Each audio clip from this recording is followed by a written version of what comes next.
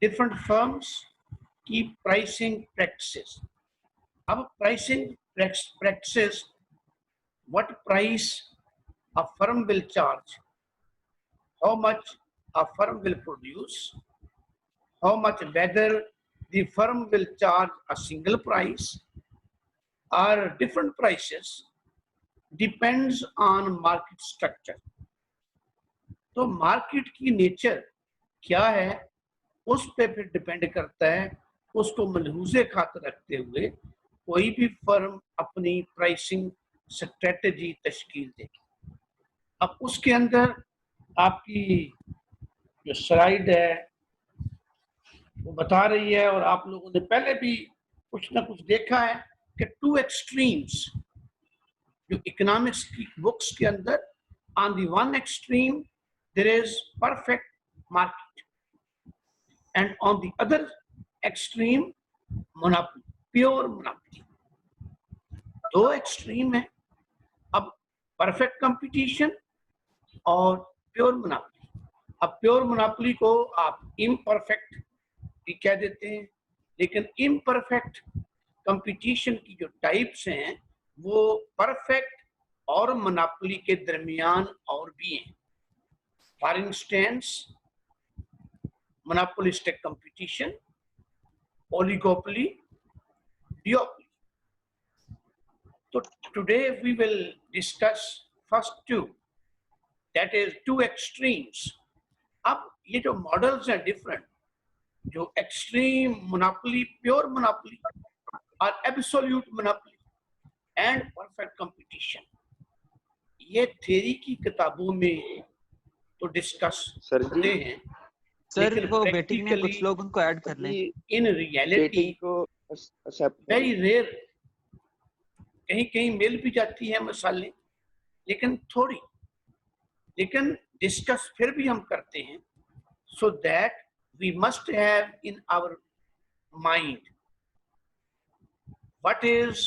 what are the characteristics of perfect competition, how consumer will benefit from that perfect competition, and what will be the fate of producer, what will be the nature of economic growth, etc. So we try to understand perfect, and then we compare the actual state of affair, the reality which we observe, we compare with the perfect competition discussed in the books, so that we can think how much deviation is there and what corrective measures can be adopted. अब ये जो different types हमने कहा कि perfect है या monopolistic competition है या प्योर मोनोपोली है या ओलिगोपोली है, इसके डिटर्मिनेंट्स, जैसे हमने डिमांड के डिटर्मिनेंट्स डिस्कस किए, कभी हमने सप्लाई के डिटर्मिनेंट्स, ऐसे ही इसके डिटर्मिनेंट हैं कि नंबर ऑफ सेलर्स, कितने प्रोड्यूसर्स हैं, कितने सेलर्स हैं, और फिर उनका शेयर क्या है, उनका share in the total industry. एक इंडस्ट्री है, textile industry, cement industry, sugar industry etcetera, और उसके अंदर डिफरेंट फर्म्स हैं, तो फर्म्स का share in the total output और total business volume of that industry. फिर freedom to enter and exit, whether people are free to enter into any industry or there are restrictions, permissions, permits, license is needed. What is the nature? Same way exit. Then market knowledge, whether the knowledge is there or not. Here, nature of the product, whether different sellers in the market industry, whether their products sold by different sellers are homogeneous, Can they be regarded as substitutes for each other or not? Or there is much heterogeneity in that. So these features determine what type of market we have.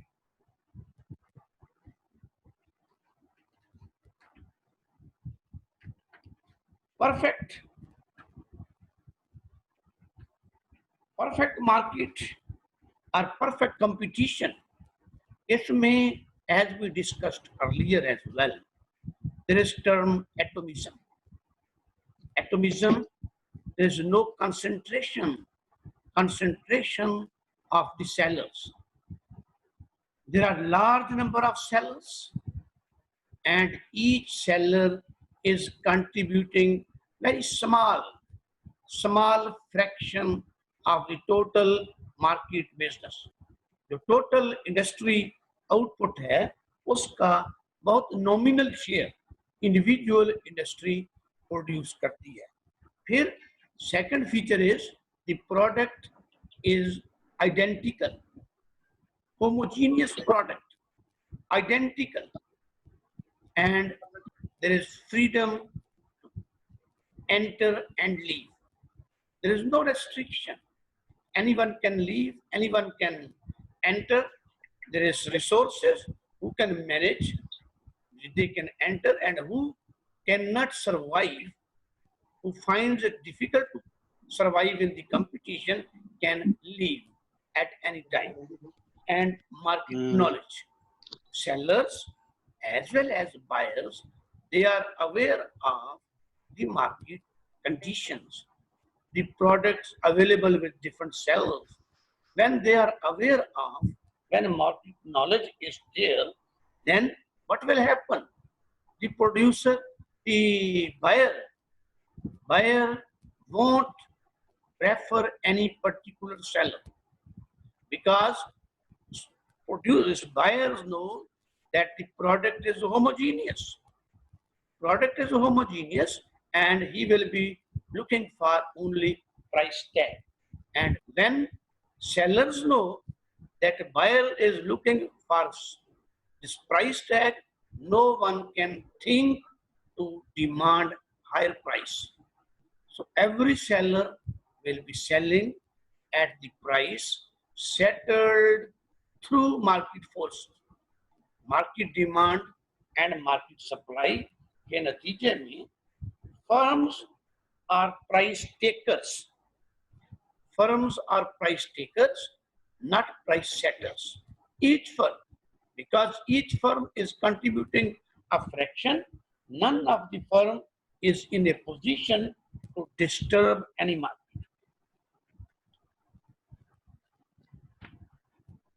Now this next slide shows this AC curve, this MC curve.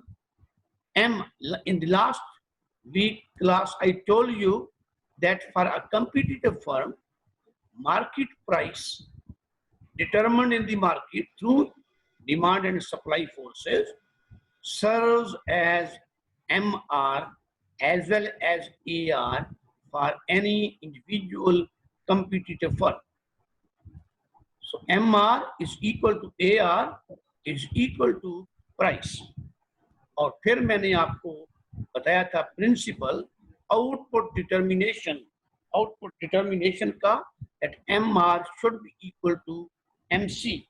तो यहाँ पे जहाँ MC और MR cut कर रहे हैं और इत्तेफाक से वही पॉइंट AC एवरेज कॉस्ट वो टेंजेंट है, that point gives us out. इस स्लाइड में only one curve is shown, AC average total cast. लेकिन अगर आपके एवरेज टोटल और एवरेज वेरिएबल कास्ट हो तो मैंने आपको लास्ट टाइम बताया कि MC equals MR provided the point is not below AVC. AVC से ऊपर हो, ATC से भले नीचे हो, the firm will produce to the point where MC equals MR. और जितना वो प्राइस ऊपर जाती है, प्राइस लाइन, मार्केट फोर्सेस में चेंजेस की वजह से मार्केट प्राइस ऊपर जाती है तो इस फर्म का एमआर भी ऊपर जाता है। जब एमआर ऊपर जाता है तो it will cut your MC curve on the right side, on the right side of the original point. जब राइट साइड पे कट करेगा it will show a greater quantity than before, तो क्वांटिटी इंक्रीज करेगी और जितना ये ऊपर जाता जाएगा एमआर कर्व उतना right side of MC curve को कट करेगा और अकॉर्डिंगली क्वांटिटी बढ़ती जाएगी, other things remaining the same. तो उसके मुताबिक ये आउटपुट डिटर्मिनेशन। और हमने कहा कि ये इसका जो स्ट्रेट जो प्राइस लाइन है, प्राइस लाइन वही इंडिविजुअल फर्म के लिए डिमांड कर्व है, इंडिविजुअल फर्म के लिए वही डिमांड कर्व है। इट मींस उस पे जितना वो चाहे उस प्राइस के ऊपर जितनी क्वांटिटी चाहे वो बेच सकता है, उसकी बिक जाएगी। तो लिहाजा वो प्राइस की टेंशन लेता नहीं, ना वो प्राइस ज्यादा मांगने की कोशिश करता है, बट एट दैट जो प्राइस ऊपर जाती है there is incentive for the producer because other things there is no change in costs में कोई चेंज नहीं आई। तो अब यहाँ पे दिखाया गया है कि एसी और ये नीचे एवीसी है, तो एबनॉर्मल प्रॉफिट। तो उस तरीके से अब जो फर्म है अगर इसके ऊपर कोई टैक्स लगता है, कोई सब्सिडी मिलती है, तो दैट विल चेंज। अब ये परफेक्ट कंपटीशन के अंदर अगर आपको याद हो तो परफेक्ट मार्केट के अंदर there is balance between consumer surplus and producer surplus. क्यों भी याद है किसी को? क्यों बच्चों? Consumer surplus and producer surplus, anyone? Consumer surplus, producer surplus हमने डिस्कस किया था कभी कि प्रोड्यूसर सरप्लस के जो प्रोड्यूसर है वो क्वांटिटी बेचने को तैयार है, some quantity a few units at relatively low price. अगला यूनिट उससे लिटिल हाई प्राइस पे but still low price than the price determined through market forces. अब वो सारी क्वांटिटी जितनी उसने पैदा की वो मार्केट प्राइस पे बेच देता है, तो उसकी तवक्को और उसकी ख्वाहिश से ज्यादा रेवेन्यू और ज्यादा प्राइस प्रोड्यूसर को मिल जाती है। Whereas consumer coming from home उसका डिमांड कर्व शो करता है how much price consumer is ready to pay.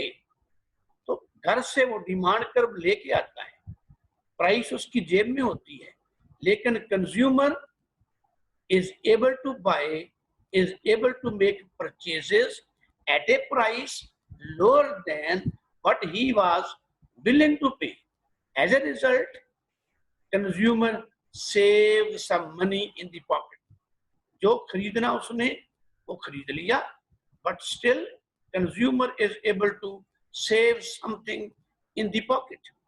तो उसको हम consumer surplus कहते हैं। तो कंज्यूमर सरप्लस और प्रोड्यूसर सरप्लस के दरमियान बैलेंस होता है, बैलेंस। और ये परफेक्ट मार्केट के अंदर वो कहा जाता है कि एफिशिएंसी, एफिशिएंसी होती है।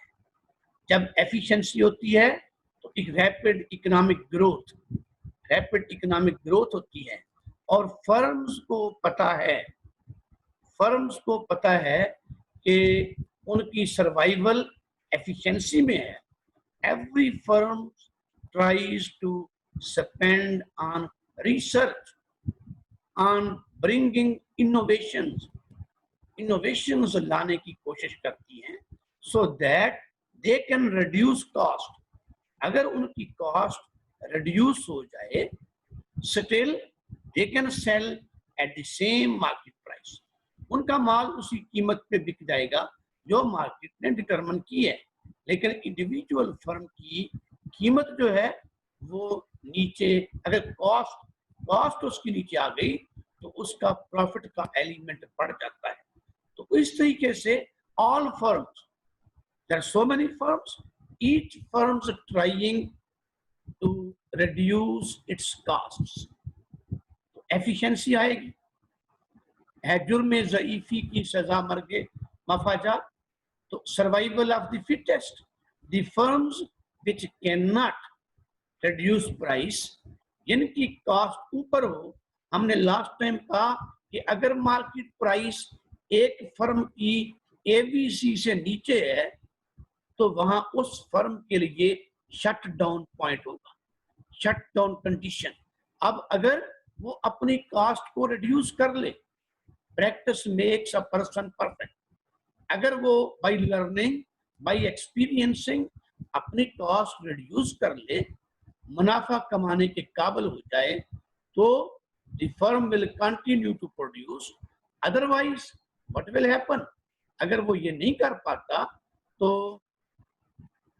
फिर has to quit, has to leave, exit from the market, because वो survive नहीं कर रहा। In the long run it is not possible to bear losses and losses. In the short run you can afford for some time, hoping for good times to come, you can bear some losses, but you cannot continue for unlimited time period. अब जो monopoly है, on the other hand, monopoly normally कहते हैं single cell, लेकिन जरूरी नहीं है। हो सकता है फर्म के अंदर, इंडस्ट्री के अंदर 10 सेलर हूं, 10 सेलर, 15 सेलर मौजूद हूं, लेकिन 15 में से 13 या 14 सेलर्स का शेयर 20% हो और 80% एक का या 2 का, तो उस तरीके से वो लीडर फर्म्स बन जाती, लीडर, उनकी पॉलिसी डोमिनेट करती है ऑन द अदर्स, और others are just to follow so that they can earn some livelihood, make their livelihood.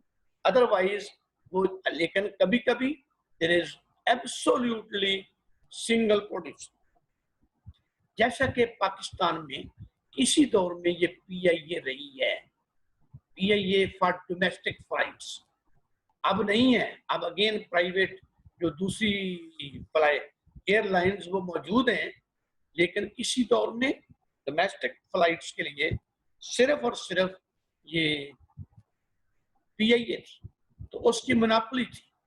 फिर किसी दौर में जब ये रोड्स का नेटवर्क नहीं था, मोटरवेज नहीं थी, GT रोड्स का नेटवर्क भी नहीं था, तो फिर ज्यादातर लोगों का मोबिलिटी के लिए इन्हसार रेलवे पर था, और रेलवे एक रेलवे एक फर्म, तो उस तरीके से ट्रांसपोर्टेशन के लिए भी उसमें रेलवे की you can say there was monopoly. तो इस तरीके से अगर वो सिंगल है, अदरवाइज अब उसकी डिफरेंट रीजंस हैं फॉर मोनोपोली। मोनोपोली की रीजंस हो सकती हैं कि समटाइम पब्लिक सेक्टर मोनोपोली के आपने गवर्नमेंट सेक्टर में वापडा को बनाया, वापडा डैम्स बनाए गए, तरबेला डैम, मंगला डैम, और उसकी वाटर की डिस्ट्रीब्यूशन और इलेक्ट्रिसिटी जनरेशन और इलेक्ट्रिसिटी की distribution, it was just at the disposal of वापडा। तो there was no second competitor कि ये पब्लिक सेक्टर में ये कंज्यूमर्स को बेहतर प्राइस पे चीजें मुहैया हों, और उसके बाद अगर कुछ मुनाफा हो तो वो पब्लिक सेक्टर में कमाकर वो किसी और जो डेवलपमेंट प्रोजेक्ट्स हैं उनको फाइनेंस करने के लिए इस्तेमाल हो सके।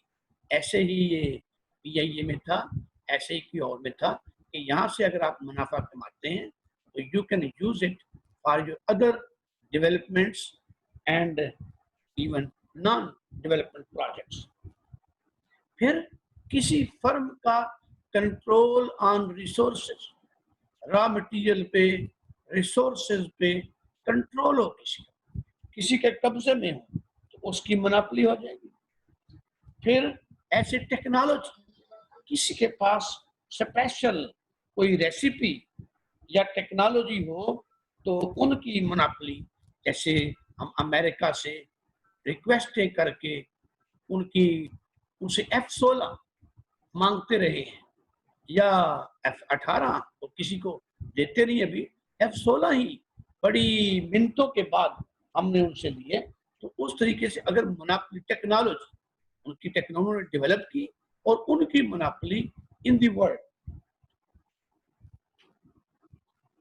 Monopoly exists where one firm dominates the market.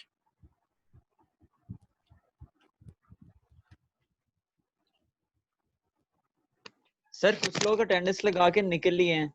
क्या बेटा? सर कुछ लोग अटेंडेंस लगा के निकल लिए हैं इधर से।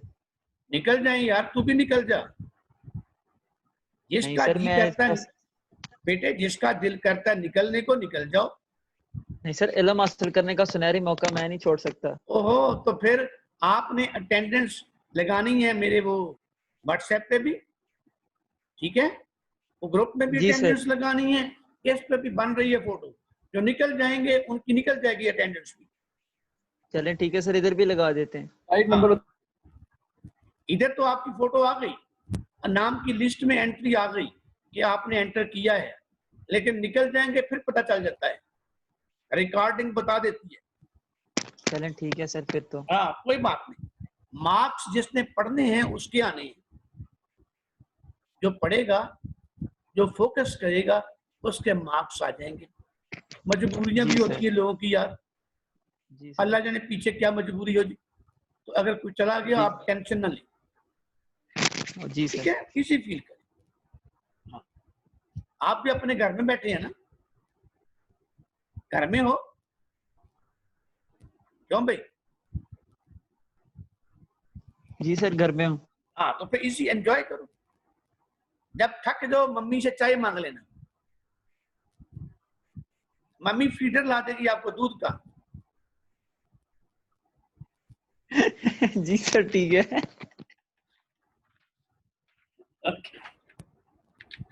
अब मोनोपोली के अंदर अगर मोनोपोली है तो हमने प्योर का जो परफेक्ट कंपटीशन को जहन में रखते हुए इसको करें।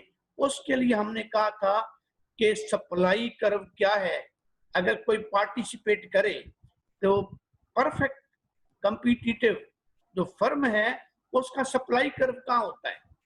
एनीवन? या कोई तो बोलो। आप इल्म के मुतलाशी हो, आप तो बोलो ना यार। Where is supply curve? Supply curve of the individual competitive firm. Anybody? मुस्लिम? और मुस्लिम भी नहीं है। मैंने आपको बताया था MC कर्व। सर मैं हूँ। तो फिर बोलते क्यों नहीं है कोई? MC curve, marginal cost curve above ABC is also called supply curve. Supply curve of the individual firm, ठीक है? तो वहां पे ये होता है सप्लाई कर्व कंपटीटिव के अंदर, लेकिन यहाँ इसका मोनोपोली का नो सप्लाई कर्व, मोनोपोली का सप्लाई कर्व नहीं है।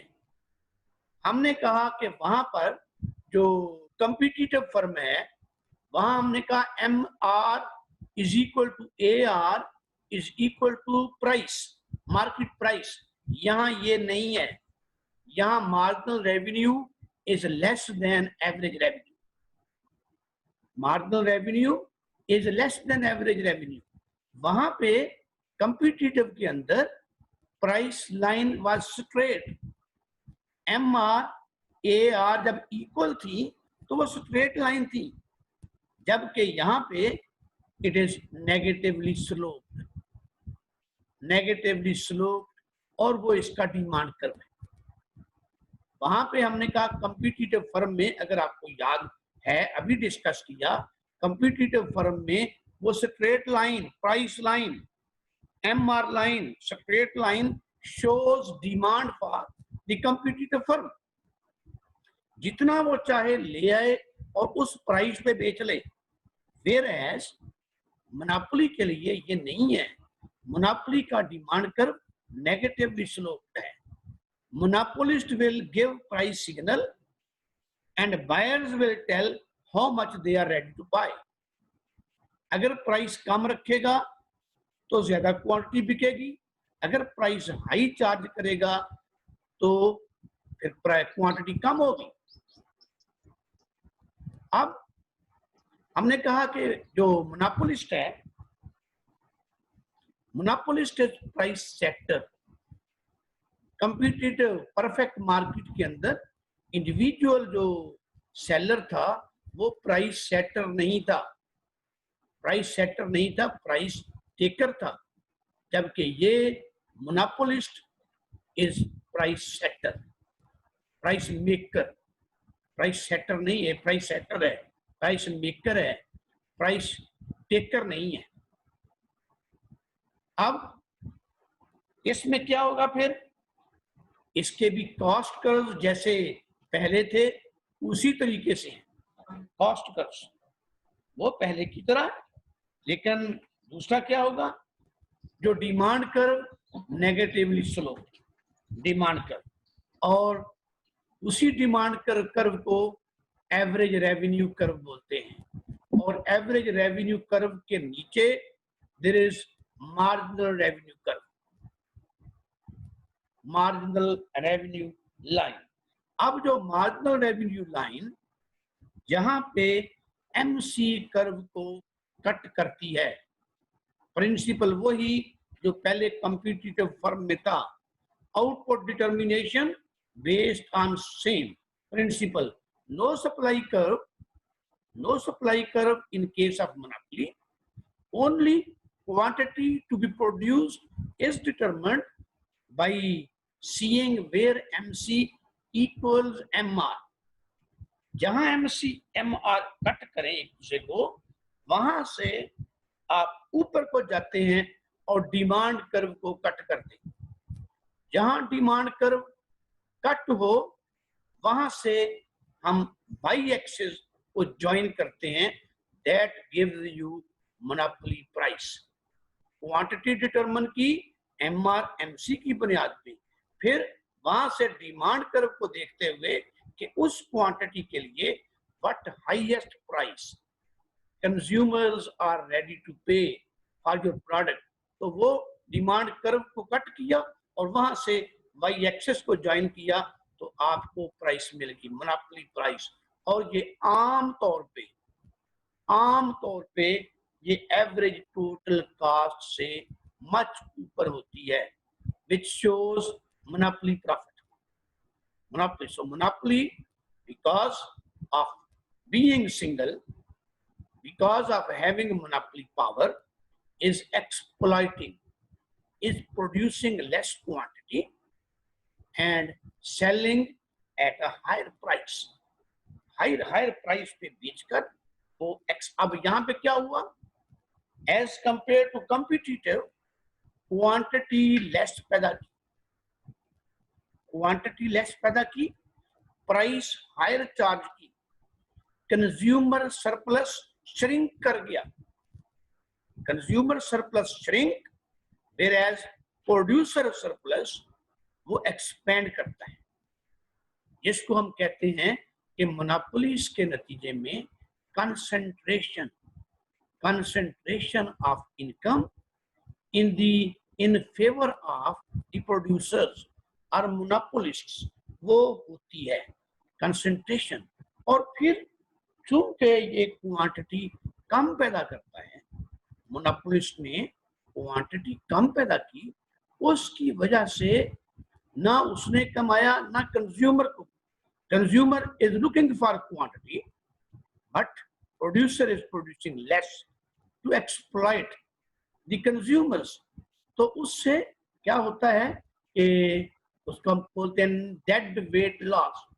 डेड वेट लॉस कि ना वो कंज्यूमर की जेब में गया ना वो प्रोड्यूसर की जेब में गया, क्वांटिटी लेस पैदा की, इनएफिशिएंटली पैदा की, और उसने